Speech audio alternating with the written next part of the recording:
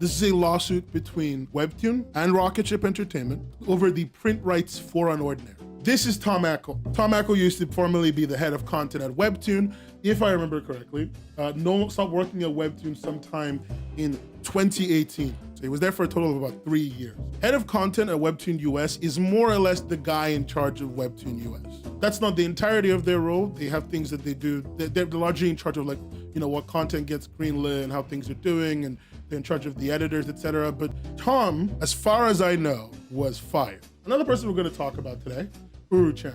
Uru-Chan is one of the people involved in this, and it's important that we're also aware of who she is. She's the artist who makes unOrdinary, the biggest superhero comic in North America, and one of the biggest comics in the world. Those are our two main people. Let's go over like basically the long and short of the case. When Thomas was working on Ordinary, Tom started working multiple separate jobs post leaving. Tom worked as a part of Ackle Entertainment, a consultancy company, which he kind of ran throughout his time at Webtoon, but also I think he still technically runs to this day.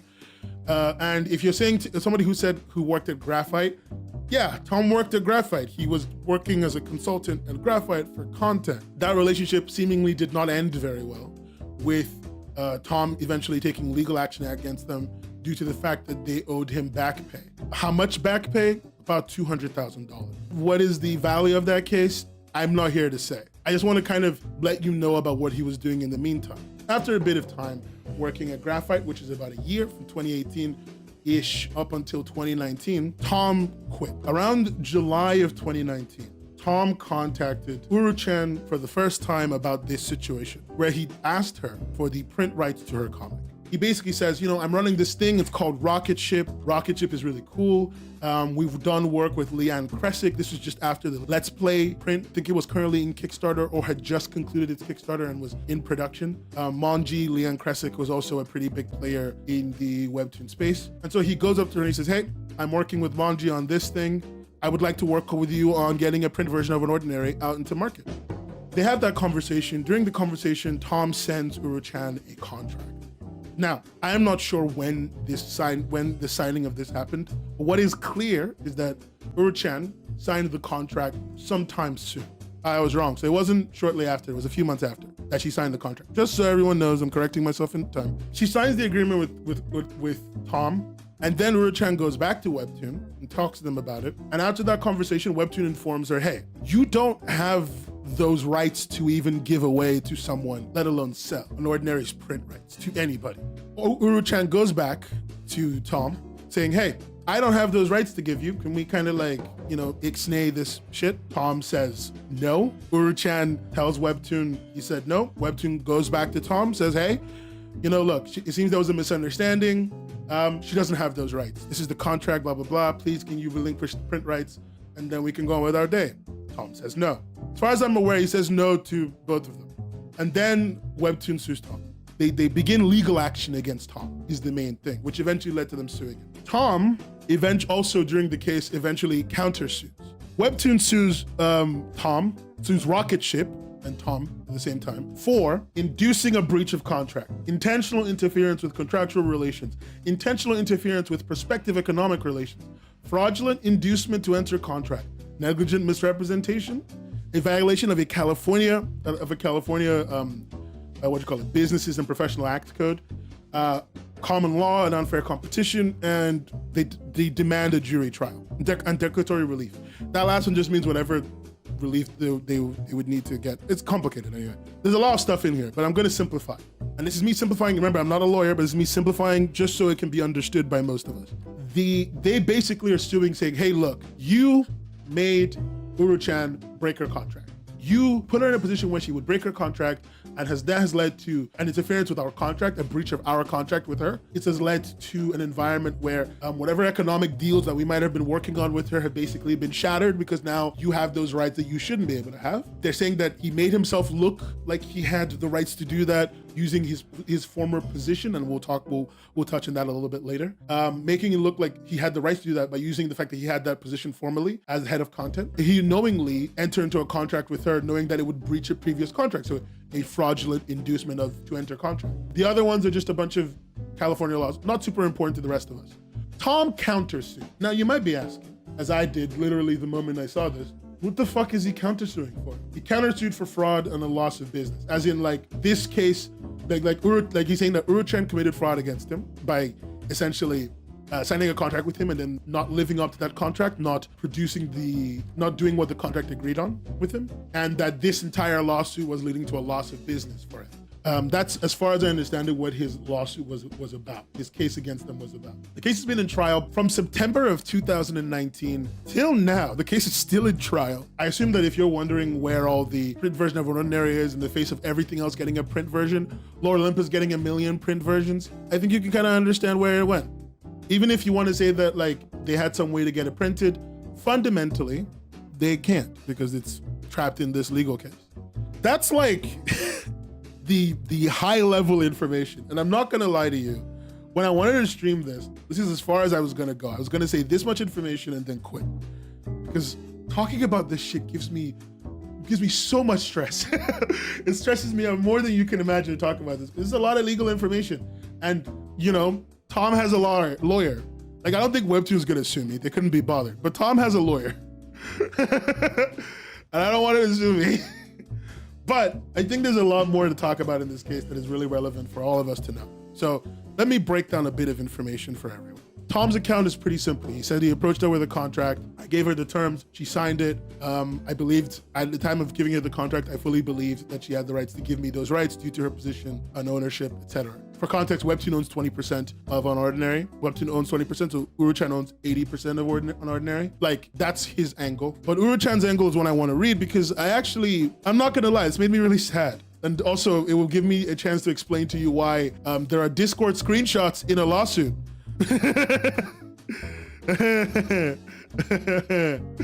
Let's go. This is Uru-Chan's message that she posted in Webtoon feature creator Discord server that they share together. If you don't know, the feature creators have a Discord server. No big fucking surprise, right? It's a community of people who understand what it's like to have that position, to be working in those conditions, and it's a good place to share resources and just vent. That's what the community Discord is made for. And this is a screenshot of something Uru-Chan posted in there. I think this was 2021. That's why it says 2 years ago at the top. She says, 2 years ago, I was approached by an individual who had just been fired by Webtoon. He wanted to talk about printing unOrdinary as a book. At the time, I considered him a friend of mine. So I decided to hear him out. He spent the first half of our call talking about how Webtoon had fired him for no reason, and about how it was a terrible company who didn't care about its creators. I felt really bad for him, and I became doubtful of Webtoon. Right afterwards, he pitched the idea of running a crowdfunding campaign for the print version of unOrdinary. He emphasized that he, unlike Webtoon, would act with my best interest in mind, and that he would 100% protect creators' rights. The project would be super fun and laid back. I could back out at any time, no strings attached. Once the call ended, he sent me a contract to look over and insisted I keep our conversation a secret from Webtoon.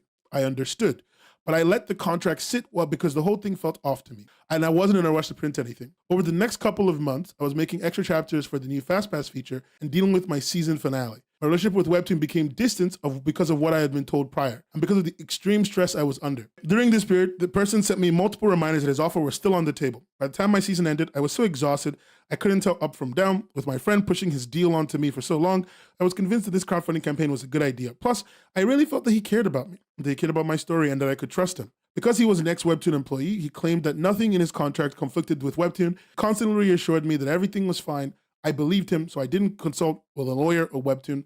Very quickly, I skimmed through his contract, trusted it was A-okay, and signed it. A few weeks later, my editor warned me about someone who was trying to make bad deals with creators. This worried me, so I finally told him about my situation. My editor asked if I had signed away any exclusive rights, and said that if I had, that I better have been offered a ton of money for them. What? I had no idea my print rights could even be worth money. When I went back to look over my contract in more detail, I realized that I had unknowingly given up unOrdinary's exclusive print rights for free. I wasn't too concerned at first, since my friend and I hadn't really started working on the crowdfunding project yet. I thought I could just ask to back out of the deal like he led me to believe, and everything would be fine. So I called him up to discuss, expecting him to understand. But what I got in response left me feeling like an idiot for trusting him. He was very aggressive. He said he owned unOrdinary's exclusive printing rights, and that if I wanted them back, I'd have to buy them back.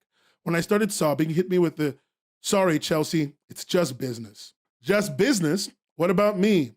What about the years I've spent slaving away at my work? What about the all-nighters and relationships I've sacrificed to get where I am? What about the hand, neck, shoulder, and body pains I've had to endure? What about all the shit I've had to deal with? I didn't know what to do, so I asked Webtoon for help. Webtoon contacted him demanding to void the contract, to which his legal team replied that I would be causing up to $3 million in damages to his company, and that in order to void the contract, I would have to agree within 30 days to pay him $1 million or he would take legal action against me. $3 million in damages. In our deal, he said he paid a total of $0 for unOrdinary's print rights. The project was also no risk for him because he would have been 100% funded by my readers. On top of that, I would have been the one responsible for advertising the campaign. So where did all that money come from? The whole thing just felt like a huge scam. Like I was manipulated into giving my rights away over a crowdfund project. And now I had to pay a ridiculous amount to get them back. A month later, Webtoon filed an official complaint against him in court. We've been going back and forth ever since. Major publishers have reached out to me, but I've been unable to do anything because my print rights have been held in limbo since 2019. 2 whole years gone. It's been hard to stay creative and motivated, trying to balance deadlines, and this lawsuit has been hell. It's also been impossible to tune out because seeing comments from readers asking for unOrdinary in print has been a constant reminder. Make no mistake, I'm going to fight this thing to the end, but I will not allow this person to earn a single penny off of something that I've put years of blood, sweat, and tears into, and I will do everything in my power to make sure he never messes with creators again. Thanks for taking the time to read. Know your rights, etc., etc. Sorry, I need to take a second. That was actually really fucking sad. I've read this document now like a dozen times, and every time I read this bit, it actually makes me very depressed. So, I'm going to say something unusual at this point and at this stage. This is like one of the few times in any of my stories that Webtoon is 100% the good guy. I called Webtoon about this. I actually called Webtoon and Tom Ackle about this case. I emailed their lawyers. I emailed Tom's lawyers. Actually, Webtoon got back to me very quickly. I spoke to people in Webtoon who basically gave me, this is their official statement.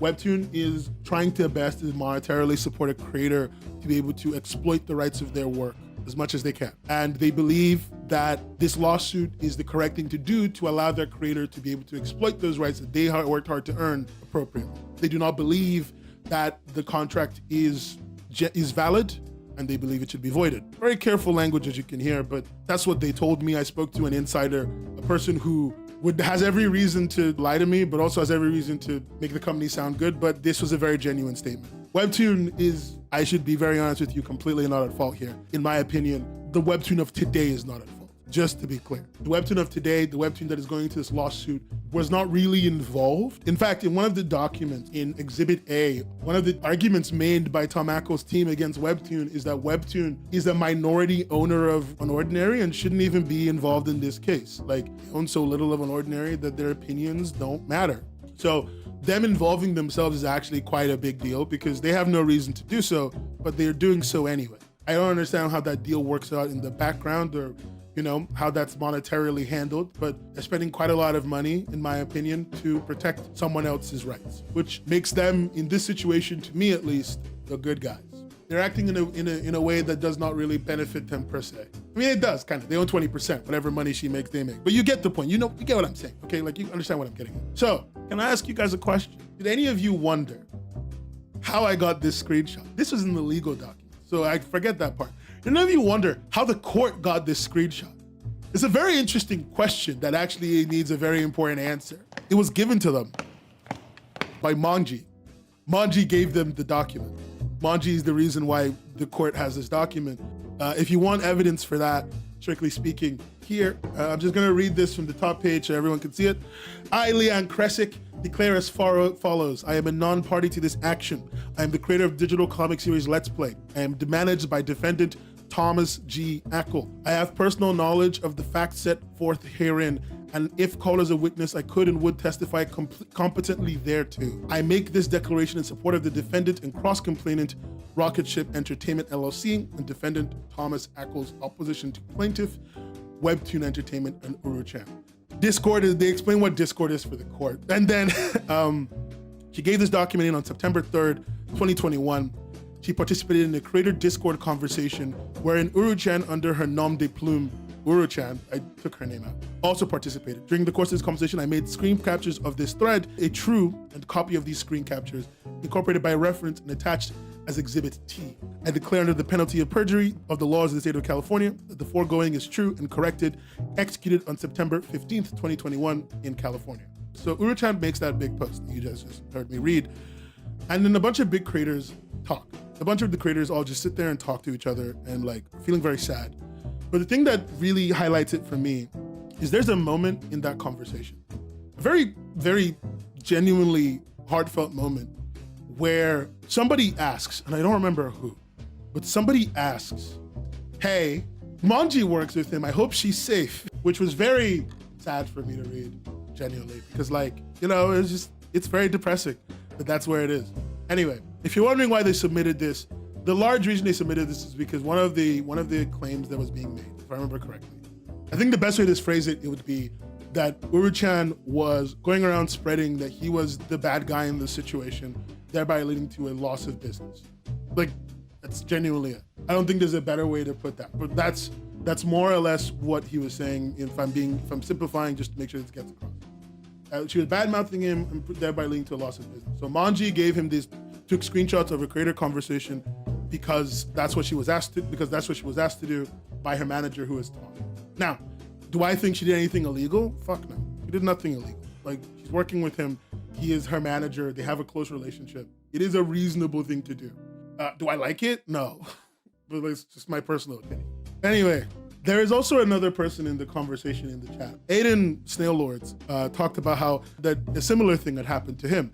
In one of the documents submitted as evidence by Webtoon, in a part of the document where Webtoon's basically trying to paint Tom as resentful. He's resentful of the company, saying that they didn't treat him well, and so the reason why he's being so difficult to work with and refusing to give the rights back is essentially that he's just malding, more or less, is what they're saying. There is a screenshot of Tom speaking with Aiden, wherein Aiden's point as to saying like, hey, I've talked to him before, he did a very similar thing to me, as to what Uru-Chan is describing, is in there. This is Exhibit C. While talking to Uru-Chan, he was also talking to Aiden. So gray is Aiden, Snailology, and blue is Tom. Hey Aiden, I hope everything's going well. Congratulations on freaking romance. Your readership numbers are insane. Please keep this confidential. I'm not sure if you know, I left Webtoon last year, but I'd like to talk to you about print editions of Snailology and Nightmare Factory if you're interested.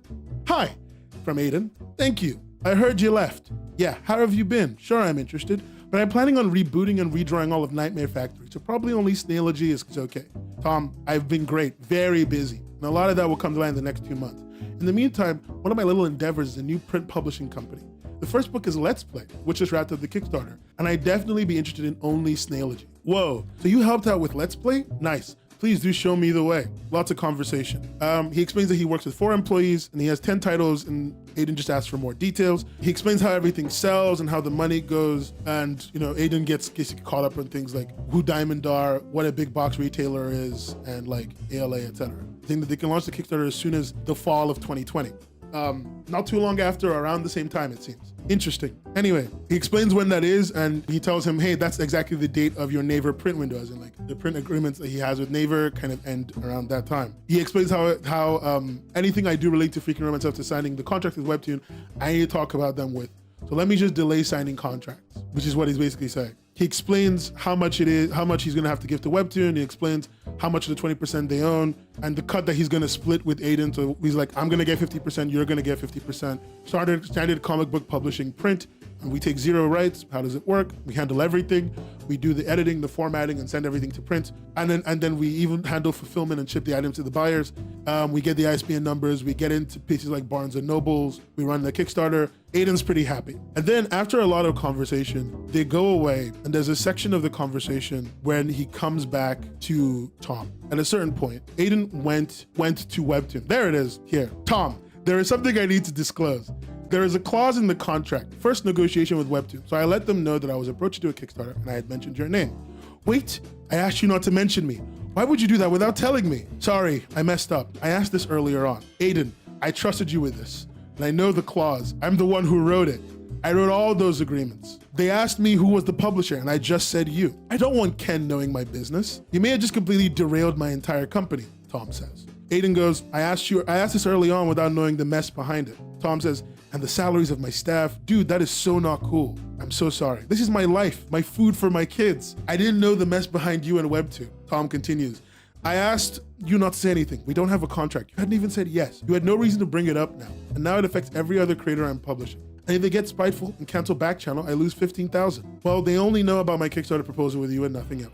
Tom, I was gonna let them know when the time was right, months and months before you'd have launched. Aiden goes, I can just not go through with the Kickstarter. Tom says, well, let me know what they say. Aiden says they just asked to approach me and I said your name. Sorry. Tom says they don't have a first negotiation for print. Aiden says they said just to give them a heads up if I go through with it or not. Tom says I know because I wrote the agreement. Okay. They have a clause. Aiden says they have a clause where I need to disclose when I'm being approached. Tom goes, that's good. No, they don't. I wrote your agreement. I know what's in there, unless it's a new one, in which case I don't know. Aiden goes, that I'm also almost signing a co-owner contract with them. So to be safe, I asked things first. Did you say, sorry, and Aiden says, also it's a new contract. Tom goes, did you say that I published Let's Play? Aiden goes, but they only know about you wanting to do a Kickstarter with me, and no, I didn't say that you published Let's Play. Tom goes, okay, good. All right then. Aiden says, yeah, I only said things pertaining to myself. Tom says, let me know how things go. Tom says, it sounded like he said that just to let him know. Aiden says, yeah. So I'm sure and Tom continues, so I'm sure they're okay with it. I just don't trust them. Aiden goes, he basically said to let him know if I go through with it. What company am I working for? What happened between you and them? Tom goes, nothing really. Seriously, Ken and I just don't see eye to eye and I don't trust him at all. Aiden says, I think he's trying to say I asked because you said Ken let you go. Tom can go, he moved Mac's family there and fired him the moment his contract was up. Mac is one of the workers. His name has nothing to do with, his name isn't, he's not too important, but he is one of the workers in there. Mac continued to work with Tom post Webtoon, I believe. Aiden goes, oh no. Tom goes, he fired me with no reason. Tom then goes on to say, and I've seen some things I have real issues with, so I don't trust him. I like David, I like Paul. Aiden goes, so why aren't they not happy if you work with their creators? Tom responds, I like everyone who works except 2 or 3 people. Unfortunately, those people run the company. I don't agree with how they run business from an ethical or moral standard. Aiden then goes on to say, if I sign the IP with them, I basically have to give a heads up to who I'm working with, etc. Tom then says, if you do, yes, but not until you do. Regardless, it's done. I'll do whatever damage control needs to be done. This is important. Did you give them the name of the entity? Aiden goes, sorry. And then Aiden goes, nope. The rocket ship? Tom goes, okay, cool. Yeah. And then Aiden goes, yeah, I didn't mention Mongi's campaign or other info. I just said you're the one doing prints or merch. Tom then goes, okay, they don't do print, but I know they don't care about that stuff. Lots of creators do print, Tom continued. Yeah, Aiden said. Tom continued, so it will only be an issue if Ken decides to be a dick. I'm sorry, that's just really funny. Aiden continues, would he get in the way of you working with other creators? And Tom says, Ken might. He's petty. Look, don't worry about it. I plan on letting them know in about a month anyway. I just wanted to button up a few things because I don't trust them. It'll be fine. It's all right. Aiden continues to ask him, would you let them know the name of the entity that you'll be working with and that you'll be working with their other creators? And then Tom goes, I'm going to be posting the schedule on their website, on my website. They don't know who I've signed. And that's the end of that interrogation. But that's the chat. So when Uru-Chan said what she said, and then Aiden told me, Aiden said in the conversation that he had a similar behavior. There, we ended up here. Anyway, the secretary of Naver Webtoon is Ken Kim. I found out by reading the documents that Ken is not the CEO. At least at the time of this lawsuit going on, about 2022 was the last time I think it was updated. Ken is not the CEO. Ken is actually the secretary of Webtoon. The CEO is a man called Jin-Koo Kim. And this is the CEO and the secretary of Naver Webtoon. So that's like Webtoon Global. Now that we've gotten past all of that, Tom also included information that was evidence of the fact that he felt like of his proof of being mistreated by Ken. And I can show you some of that right now. A screenshot of a message from Ken that says, again, next year plan is showing how much you understand and learn from this year and past years. That experience should be included in your next year plan and give me and us some confidence of you that you are the right person to lead that area. Let's be more serious on your next year's plan, otherwise I will make you serious enough. That allegedly Ken sent to Tom. And then this message from Ken to Tom as well, which was, include all of your know-hows in here, otherwise you will regret it later. He's like a millionaire. I'm sorry. It's just really funny to me that a person with that much power sends texts like with like a little fucking ASCII emoji. Who is this guy? Tom has alleged a very toxic work environment, saying things like work-life balance is something that is believed in by Ken Kim. Ken has put him in situations that have made his life uncomfortable. Ken has gone as far as to make other employees cry. There's a named individual. They've notably made that named individual cry by telling them that they're basically useless within the company, which had them leaving a meeting that it had him, Ken Kim from Naver, and Mac Foster, and this employee leaving that meeting and going to the open plan area and crying at her table. It was really weird. The kind of things that he's alleged, I'm not gonna lie, sound like a toxic environment. And if they are true, Tom's got a really strong point for the fact that where he was working with was a very negative place. I don't know how any of this has to play into the case that is being brought against him, per se. I don't understand how it ties in. It's a bit confusing to me. I should say one of the deposition did bring one really cool thing for me though. And I really want you guys to see this document because it's very funny. Check this out. One of the questions was, and how do you verify a statement like, dude is evil, when talking about Ken Kim? I just think that's really fucking funny. And he explains like, you know, that he treats people poorly and fires a lot of people, and there's no such thing as good and evil, but it's hyperbole. But this is a very funny question to have to ask in a legal context. Okay, there isn't like a ton more here. The lawsuit is still on way. No decision has been made. Nobody's been taken to court.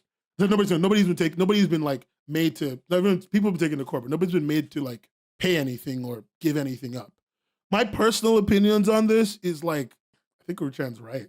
But at the same time, you need to read the contracts that you sign. The fundamental problem here, all of this is a fundamental problem of just in an environment where you're adapting content from the digital space to print versions, the way you handle doing that adaptation, the way the contracts that are given to you can be very exploitative. And as a creator, being aware of the power and the value of your work and how much you can sell it for is really important. A lot of this came from the fact that she didn't know that her work was valuable. Like, unironically, she didn't know. She said that. She didn't think she could sell her print rights. She didn't think print rights could be sold. She didn't know what the power of her work was. She read the contract, but she seemingly didn't give it a lot of reading time because she was under a very stressful situation. I don't even blame her because it's not her fault. She felt like she was working a lot. She was exhausted all the time and she was too busy. She was busy working on Fast Pass and concluding a season, and it was exhausting, which might be a conversation about, you know, the work Webtoon expects from creators, even creators as big as her, being a lot, leaving them in situations where like they're always tired, which makes them very easy to like convince to do things that may not be in their best interests. I just wanted to talk about this because I think it reflects very poorly on a lot of people here. It reflects poorly on him being in this situation in the first place. There's a lot of ways this could have been handled to avoid getting this far. Maybe if he's right about how vindictive Ken is, maybe there were no ways. But I think there were these ways to come off a little bit better in the documents that didn't happen, which is, you know, kind of sad. I think that like there's a lot that could have been done to help Uru-Chan and support their creators. It's a bit weird that creators don't understand their rights so much that they feel the need to continue to go back to you. If you're going to sign these creators, some of them very young, you sign some of them at like 19, 18, 17 years old. You're informing them of what rights that they have very clearly, because then stuff like this doesn't happen, which I think they've done a lot better of a job doing. And thirdly, like, this doesn't reflect good on not reading your contract. If you're tired, and I get it. Like, there's a lot of reasons why you fuck up and you don't read it. But I think the creators as a whole, please, we need to adopt an attitude of like going out of our way to read the documentation that we were given. There's more stuff here. There's more documents that I could show and bring up. They don't change what's going to happen. They don't change what's going on. They don't change the fact that like, because as a result of this contract, the feature creator Discord server has now been like a place where a bunch of creators don't feel safe anymore because somebody that they trusted, that was their friend, submitted their chat as official documents. As a result of this lawsuit, people haven't been able to get their work to print, and people have been dragged into lawsuits, exhausting days and exhausting nights. It doesn't matter whose side you're on in this case. This is just fucking stupid. This shouldn't have happened. This shouldn't have happened at all. Creators need better legal education, and maybe that's something that, you know, is the job of the community more, to provide those resources. I feel like we do, but maybe there's just a better way to provide those resources. I don't think Uru-Chan became a pawn in his game against Webtoon. I don't think she's being treated well. I think that it wasn't about being a pawn. I think it didn't matter if anyone would have sufficed if for this situation. It was just about like putting the horse before the cart, you know? Like, it was just that. It harmed people 100%. It was just a lot of wasted effort, money, and time, and paper. This is a lot of fucking paper. One of these documents is 144 pages. It's so stupid. This is 2023 now. It's been 4 years since this shit started. And it's just miserable that it's gone on this long. But just like ultimately, every person who has had to spend any sleepless nights over this fucking case are the victims of this. Everybody has had to run around in circles, and a lot of people haven't been able to find any peace, and it's miserable. It's upsetting that this is the end point that it came to. There's been no final judgment, as far as I can find. It's just sad. I don't really have